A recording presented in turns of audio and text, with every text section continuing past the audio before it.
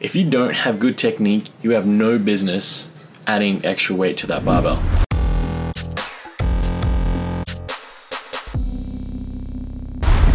On this video, I'm going to discuss the principles that I consider pivotal for a good deadlift. This is Salem from wynnstrength.com.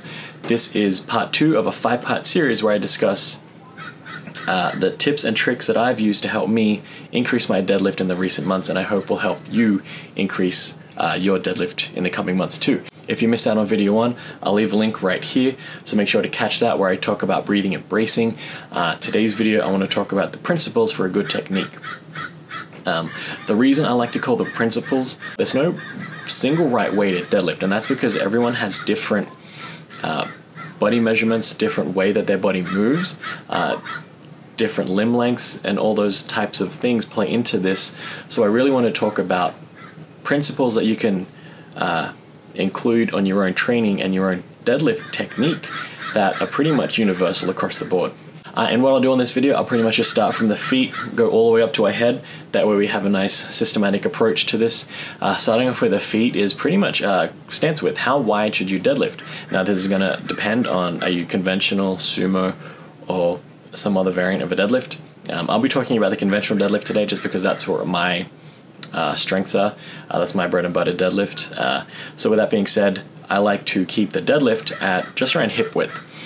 It should be the same as when you're about to do a vertical jump.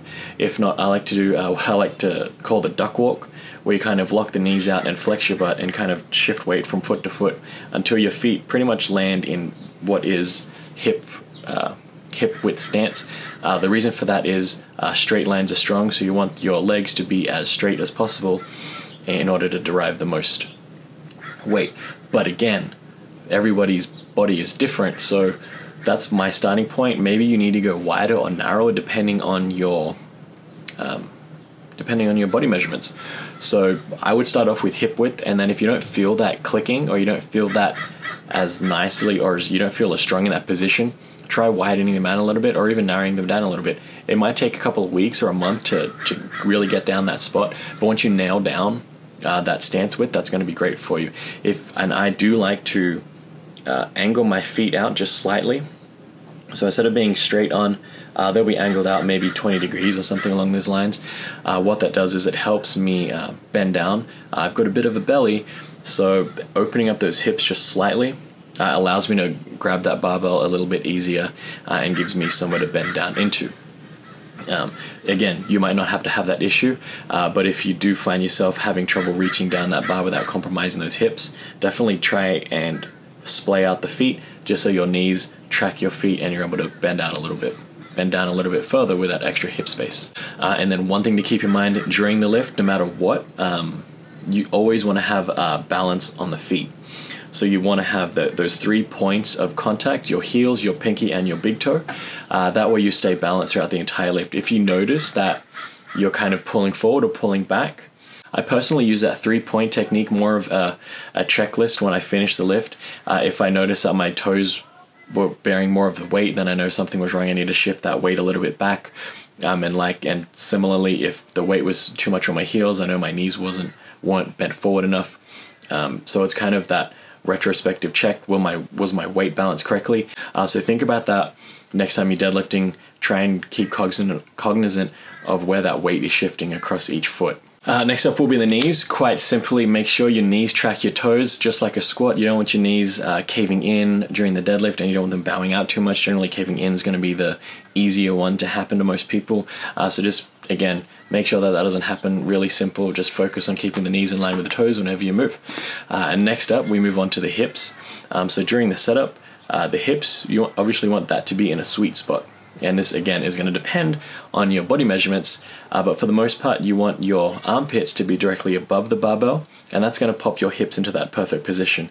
If you start with the barbell just about an inch away from the shins, you're going to get that shin angle just right, and when your arms are dangling vertically, which from the side will look like your armpits are in line with the barbell, your hips, once you flex your lower back, your hips should be in that right position. For the most part, your hips will be underneath your armpits from that sideways position.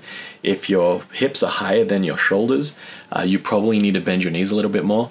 And if it looks like you're squatting the weight up, you probably need to rise those hips up. Remember, this is a deadlift and not a squat. You're wanting to engage that hip hinge. You're not really wanting to make this a squat with the weight in front of you. Two different movements, and that's going to allow you to access that strength from the posterior chain. When we have the hips too low, you're kind of disengaging that strong glute, and you're kind of relying more on the quads to bring that weight up, which isn't optimal. And when we have the hips too high, we're going to remove too much quad from the lift, and you're going to turn it into a lower back movement. You're going to turn a deadlift into a stiff-legged deadlift. So now we move on to the back. We talked about breathing and bracing in video 1, so that's kind of the abs and the lower back. But more so than that is the entire back musculature during the lift. There's going to be a lot of advice out there as to whether you should have flexed, neutral, extended, even some rounded back deadlifting. I don't think it really matters which back angle you choose to take, which back setup you choose to take. The most important principle that I believe is more important than all of that is that the back shouldn't move during the deadlift. Obviously, it's going to be moving up and down, but the back unit as itself should stay locked in during the entire deadlift movement. When you start seeing that lower back unlock under load, or any part of the back unlock when the deadlift starts, and you'll see it when a deadlift gets too heavy, if someone has a nice flexed or extended back, and that pull starts, and you'll see that back go from extended to flexed, that's the sign that you know the back wasn't locked in properly, and that's something you need to work on by strengthening that back and really focusing on making sure that it stays tight. You want that back to be a rigid metal pole, no matter what position you want it to be in, as long as it's moving in that fixed position where your hips are the only ones having that moment of angle there. The next key principle for me that I've found helpful is armpit concentration. What I mean by is you really want to focus on your tickle defenses. You want to bring the armpits in as close as possible and try and squeeze your upper arms into your lats as much as possible. And what that does is serves, again, to help stabilize that back, and it helps stabilize the entire lat musculature because you're kind of flexing it. And this will help you pull the bar into the body and make sure that the bar doesn't drift away from the body when the load gets heavy. Between flexing the core, the lower back, and then flexing the armpits, that kind of locks in the entire back, just because of the way that when you flex your fist, your bicep tends to flex as well. So when we're flexing our fist and our shoulders, our bicep, even though we're not trying to flex our bicep, it's just going to flex just because of that, the way that the body works. So by flexing the armpit and the lower back, you kind of lock in that entire back musculature for the benefit of the entire lift. Make sure that no one can smell your armpits, or tickle you for that matter. And now we're up to the head and the neck. Quite simply, people tend to look wherever they want. Your body starts to do some weird things whenever you start lifting some heavy weights. I like to look maybe 10 feet in front of me, but as the weight gets heavy, I'll start to look upwards and do funky things with my head. Practice with the lighter weights, keeping your head in a fixed position. I like to think of making my neck as long as possible, so that'll involve, again, teaming this up with the armpits. You're squeezing your armpits in and then and dropping the shoulders down as far as possible, and then trying to make your head as long as possible. And this will flex and tense up that neck musculature and really, again, keep that as rigid as possible. I like to start with a gaze about 10 feet in front of me and then pull that weight up, and that makes sure that everything's just locked in there and helps keep that tightness in the back and the armpits there. So now we've got that setup dialed in. I want to talk about the actual pull itself.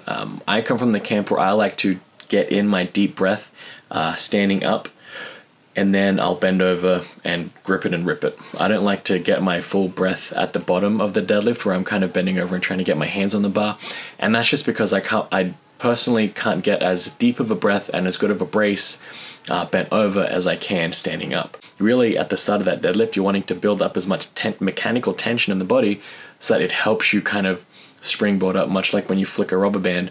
You're pulling that tension in. That tensed point is going to have the most amount of energy, so when you release that, it's going to fly forward with all that stored energy. And that's kind of how I imagine the start of a deadlift. When you bend over, you're building up that energy, storing up that elastic energy, storing up that tension. So when you grab the bar, you know that it's go time. You just focus on squeezing that bar up and making it drive up off the floor. So make sure to subscribe to the channel so you don't miss out on the rest of the videos in the series. I'll put a playlist right here so you'll definitely won't miss out on that third video by tuning into that. This has been Selwyn from Wynn Strength, and remember, a better life through strength.